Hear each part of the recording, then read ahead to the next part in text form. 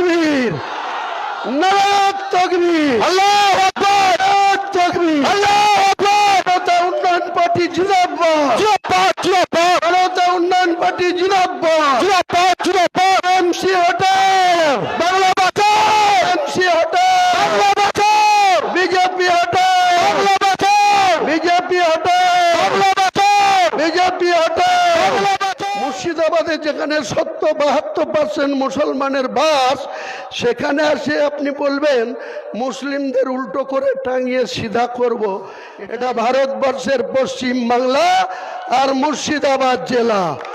আপনি যদি ৩০,০০০ লোক জমায়েত করে মুসলিমদের উল্টো করে টাঙিয়ে সিধা করতে পারেন, আমি মুর্শিদাবাদের মাটিতে হুমায়ুন কবির ২ ঘন্টার মধ্যে আপনার ওই বিজেপির সমর্থকগুলোকে এমন তারা জুড়ব গঙ্গায় ঝাঁপ দেবে। নেমে যখন আমাকে বলছে উল্টো করে টাঙিয়ে সিধা করব, ও বাগাওয়াল হলে আমিও পুনঃতেতুল। অজিত চৌধুরী আমাকে হারানোর জন্য সকাল ৬টা থেকে ১০টায় উপর প্রচার করত, আর রাত্রি ১০টার পরে বহরমপুর থেকে গাড়ি নিয়ে প্রত্যেকটা হিন্দু গ্রামে গিয়ে বলতো, জানো তোমরা হুমায়ুন কবির ওই দার্জিলিংয়ে একটা গরু জবাই করার কসাইখানা খুলে দিয়েছে, তোমরা যদি হুমায়ুন কবিরকে ভোট দাও তাহলে কিন্তু তোমাদের এই হিন্দু গ্রামের মোড়ে মোড়েও গরু জবাই করার কসাইখানা খুলে দেবে পানি সম্পদ দপ্তরের মন্ত্রী। হিন্দুরা বলল তা তো ঠিক, তাহলে ডকুমেন্টস দেখান।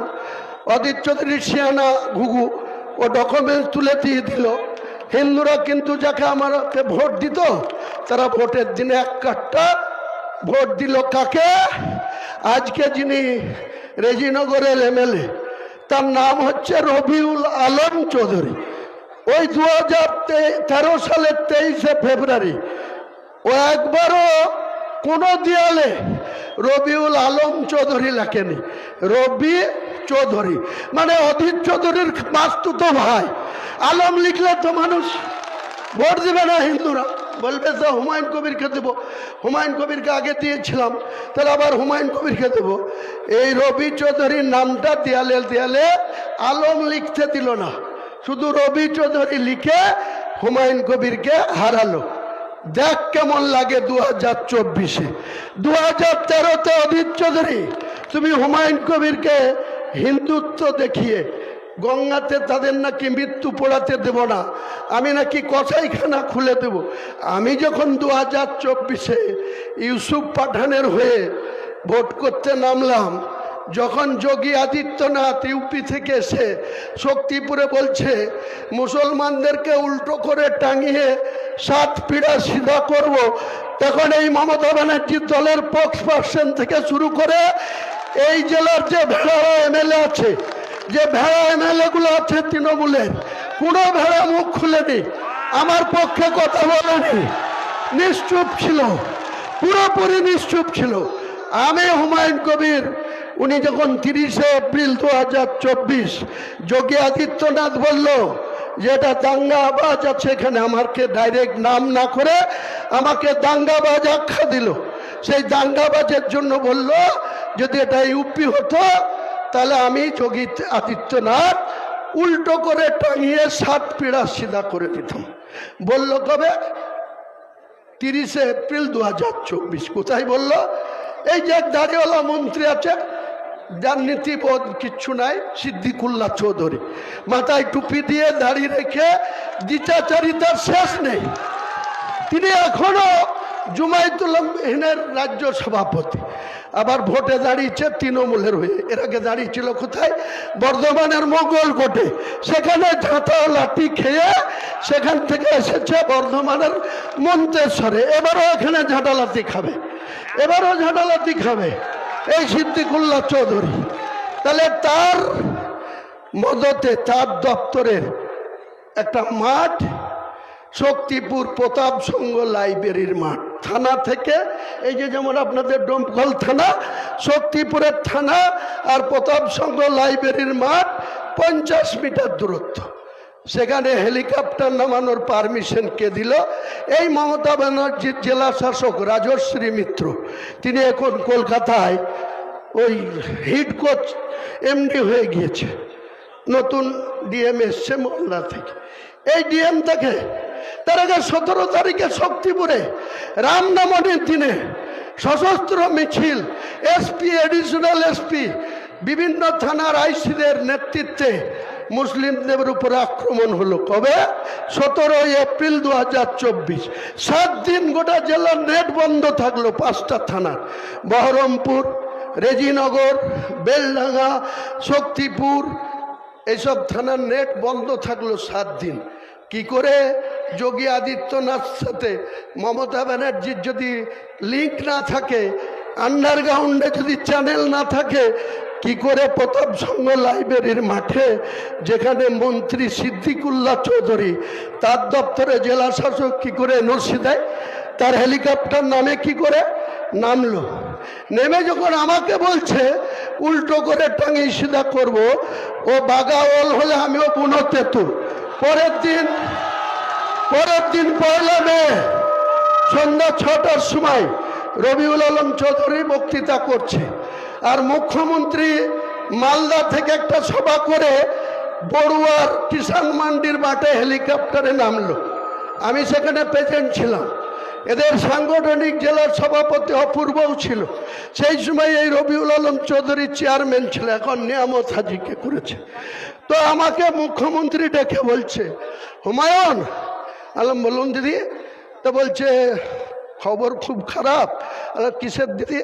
তো বলে ওখানে সেলিম জিতে যাচ্ছে, তাহেরও 30 থেকে 40 হাজার ভোটে হেরে যাচ্ছে মুর্শিদাবাদ কেন্দ্রে। তাহলে আমি কি করব দিদি? বলে ওদিকে আমি ইউসুফ পাঠানের মা বাবাকে কথা দিয়ে ইউসুফকে নিয়ে এসছি ভোটে জিতাবো বলে। তা ইউসুফ 80 থেকে 1 লাখ ভোটে হেরে যাচ্ছে, অধীরই আবার জিতে যাচ্ছে। তা আমি কি করব? আপনি নিয়ে এসছেন, তখন তো ভাবা উচিত ছিল। বলে না না, তুমিই পারবে, তোমাকেই ইউসুফকেও জিতাতে হবে। তা বললাম ঠিক আছে দিদি, আমি ইউসুফকে যে করে হোক জিতাবো, কিন্তু তাহেরকে জিতাবো না, এ বিরাট নেমো খারাম। তাহলে না না না না, তোমাকে ওটাও জিতাতে হবে। আমি সেদিনকে বললাম সন্ধ্যা 6:30টার পরে বক্তৃতা মাইক ধরে আমি বললাম, যোগী আদিত্যনাথ জি, আপনি ইউপির মুখ্যমন্ত্রী, ঠিক আছে, আপনি শক্তিপুর প্রতাপ সংঘ মাঠে এসে মুর্শিদাবাদে যেখানে 72% মুসলমানের বাস, সেখানে আসে আপনি বলবেন মুসলিমদের উল্টো করে টাঙিয়ে সিধা করব। এটা ইউপি না, এটা অযোধ্যা না, এটা লখনৌ না, এটা ভারতবর্ষের পশ্চিম বাংলা আর মুর্শিদাবাদ জেলা।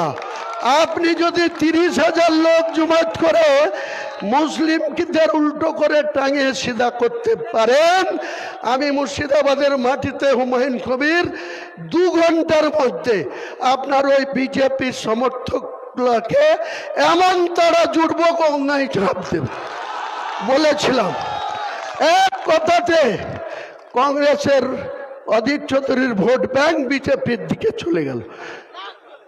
এখানে সেলিম সাহেবের যারা ধর্মনিরপেক্ষ হিন্দু ভোটার, তারা বিজেপির গৌরী ঘোষের দিকে চলে গেল।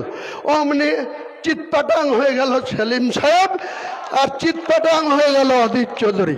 আমি বদলাটা নিলাম 2013 সালের 23শে ফেব্রুয়ারি আমার বিরুদ্ধে যে হিন্দু মুসলমানের সুড়সুড়ি দিয়েছিল, তার যোগ্য জবাবটা দিয়েছি। এখনো দেখেন অধীর চৌধুরী প্রতিদিন ছিলবিল করছে। এই হুমায়ুন কবিরকে দিয়ে মমতা ব্যানার্জি, আপনি আমাকে হারিয়েছেন, দাঙ্গা লাগিয়েছেন, এসব কথা আমি বলিনি ভাই। অধীর চৌধুরী বলে কিনা, যারা সাংবাদিক আছে তাদেরকে দেখবেন, ফুটে যাচ্ছে। তা আমার কথা হচ্ছে, মমতা বন্দ্যোপাধ্যায়কে আগামী দিনে প্রাক্তন করাই হচ্ছে আমার মূল টার্গেট। মুসলমানদের সঙ্গে শুধু বিজেপির ভয় দেখানো, বিজেপির জুজুর ভয় দেখাবো, আর মুসলমানরা আপনার দুধেল গায়ে হবে। মুসলমানদের যারা রেড রোডে 1 মাস রোজা করার পর রেড রোডে ঈদের নামাজ, সেই নামাজে যারা মমতা বন্দ্যোপাধ্যায়কে ডাকেন, তাদের কাছে আমার বলার, আপনাদের বিপি বাচ্চা, আপনাদের বউ, আপনাদের মা, আপনাদের বুবু, আপনাদের খালা, তারা কি যায় রেড রোডে নামাজ পড়তে? যায় না। কিন্তু মমতা বন্দ্যোপাধ্যায় রোজা নাই, সে নামাজকে মানে না, সে 10টা মন্দির করে বেড়াচ্ছে। তাকে কেন রেড রোডে আপনারা হিজাব পরে ওখানে মুসলিমদের দুধেল গাই বলার সুযোগ দেবেন? আগামী দিনে যতবার শুভেন্দু অধিকারী হিন্দু হিন্দু করবে, আমি কিন্তু বাংলার 2,82,00,000 মুসলমানদের কাছে মোল্লা মোল্লা করব।